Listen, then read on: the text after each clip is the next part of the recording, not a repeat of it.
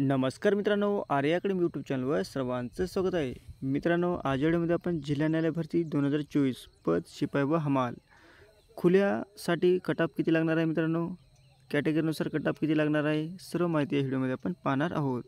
तुम्ही जर चॅनल नवीन असेल तर चॅनल लाईक आणि सबस्क्राईब करायचं आहे. चला तर मग व्हिडिओला स्टार्ट करूया.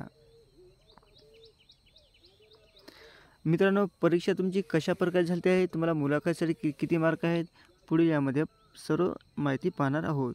तर मित्रांनो, प्रथम एक आहे लघुलेखकसाठी. मित्रांनो, तुमची चाळणी परीक्षा झालेली नाही. कनिष्ठ लिपिकसाठी चाळणी परीक्षा ही 40 गुणाची झालेली आहे आणि शिपाई व हमालसाठी 30 गुणाची चाळणी परीक्षा झालेली आहे. तर आता मित्रांनो, लघुलेखकसाठी मित्रांनो 20 मार्काची ही मुलाखत राहिलेली आहे आणि एकूण 100 गुणाची ही परीक्षा होती मित्रांनो. तर कनिष्ठ लिपिकसाठी मित्रांनो मुलाखत ही 20 मार्काची राहिलेली आहे आणि शिपाई व हमालसाठी मित्रांनो चापले व स्वच्छता चाचणी ही 10 गुणाची असेल आणि मुलाखत ही 10 गुणाची असेल. म्हणजे एकूण 50 गुणाची तुमची ही शिपाई व हमालाची परीक्षा होण्यासाठी लागणार आहे, 50 गुण. तर पुढे पाहूत मित्रांनो, प्रत्येक परीक्षा उत्तीर्ण होण्याचे निकष काय आहेत.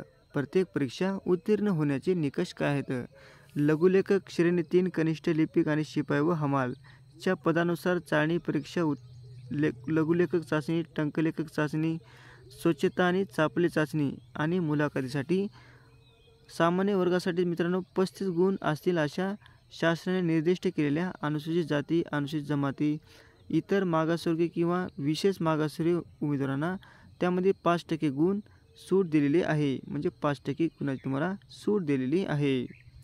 पुढील पाहूत मित्रांनो, खुल्या वर्गासाठी मित्रांनो तुम्हाला 10.5 गुण घेणे हे आवश्यक आहे. खुल्या वर्गासाठी तुम्हाला 10.5 गुण घेणे हे आवश्यक आहे आणि इतर वर्ग असाल तर म्हणजे इतर मागासवर्गीय किंवा अनुसूचित जाती असाल तर तुम्हाला 9% म्हणजे 9 मार्क घेणे हे आवश्यक आहे.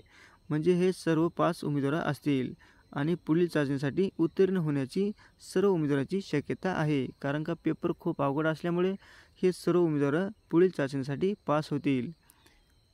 पुढे पाहूत मित्रांनो, नेमकी चाचणी कशी प्रकारे होणार आहे. म्हणजे स्वच्छता आणि चापले चाचणी तुमची नेमकी कशा प्रकारे होणार आहे.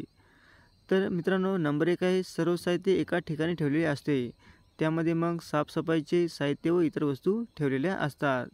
मग 2 नंबर आहे मित्रांनो, ते घेऊन शौचालय सोडून मित्रांनो शौचालय सोडून ऑफिस कोणाला इमारत परिसर दिला जातो तो साफ करणे असेल. तर मित्रांनो त्यानुसार म्हणजे त्यानंतर क्रियाशीलता चाचणी होते. यामध्ये ऑफिस कोणाला न्यायालय खुर्ची व्यवस्थितपणे लावणे असेल.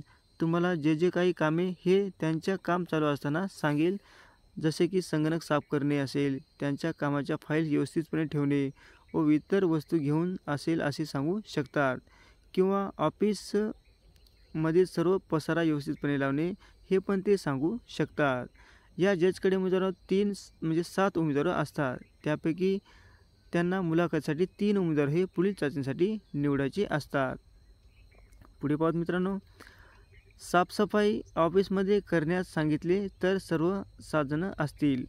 म्हणजे तुम्हाला ऑफिसमध्ये 7 हे उमेदवार असतील. मग एकमेकाशी न बोलता आपले काम करायचे असते. तुम्हाला समजा झाडू, पोछा, बकेट व कपडा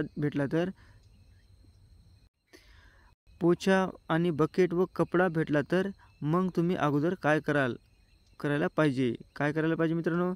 तर आजूबाजूने झाडूने जाळ्या काढणे, मग दरवाजा, टेबल असेल कपड्याने पुसून घेणे व नंतर मग झाडूचा वापर करणे, मग पोछा मारणे असा क्रमाने काम पाहिजे मित्रांनो. जर तुम्ही उलटे काम केले तर तुम्ही बाद होऊ शकता. पुढे पाहत मित्रांनो, तर एकंदरीत स्वच्छता येते का स्वच्छता चाचणी किती चपळाईने होते. म्हणजे तुमची चाचणी किती तुम्ही चपळाईने काम करता हे त्यामध्ये तपासले जाते. यामध्ये मित्रांनो तर यांचे 10 गुण आणि मग 1/3 म्हणजे मुलाखतीसाठी तुम्हाला 1/3 पुढील मुलाखतीसाठी बोलले जातात. म्हणजे कशी होईल मित्रांनो 10 गुणाची मुलाखत. यामध्ये आपण पाहणार असतात किंवा अधिकारी, वकील असा एक पॅनल असतो मित्रांनो. ते पुढील चाचणीसाठी तुम्हाला एकाच 3 म्हणजे तुमचे मुलाखतीसाठी एकाच 3 हे उमेदवार पुढील चाचणीसाठी बोलवतात. पुढे बघूत मित्रांनो, तुमची मुलाखत समजा तुम्हाला नेमके कोणते प्रश्न विचारतात. नंबर 1 आहे मित्रांनो, तुम्ही काय शिकलात? म्हणजे हे प्रश्न तुम्हाला प्रत्येक वेळेसही मुलाखतीसाठी विचारला जातो. तुम्ही काय शिकलात? तुमचा अनुभव काय आहे? घरी कोण-कोण असतात? घरचे काम कोणते करतात? तुमच्या आवडीचे काम कोणते आहे? हे सर्व तुम्हाला साधे प्रश्न असे विचारू शकतात. तुम्ही याचे उत्तर सविस्तरपणे तुमचे जे प्रामाणिकपणा आहे तसे तुम्हाला द्यायचे आहे. म्हणजे पुढच्या माणसाला तुमचे असे काही खोटं वाटू नये. म्हणून तुम्ही पुढील परीक्षेसाठी पात्र होऊ शकता आणि तुमची निवड होऊ शकते. असा होता मित्रांनो आता आपला महत्त्वपूर्ण व्हिडिओ. तुम्हाला आवडल्यास व्हिडिओला लाईक आणि चॅनलला सबस्क्राईब करायचं आहे. भेटत पुढच्या व्हिडिओमध्ये. धन्यवाद.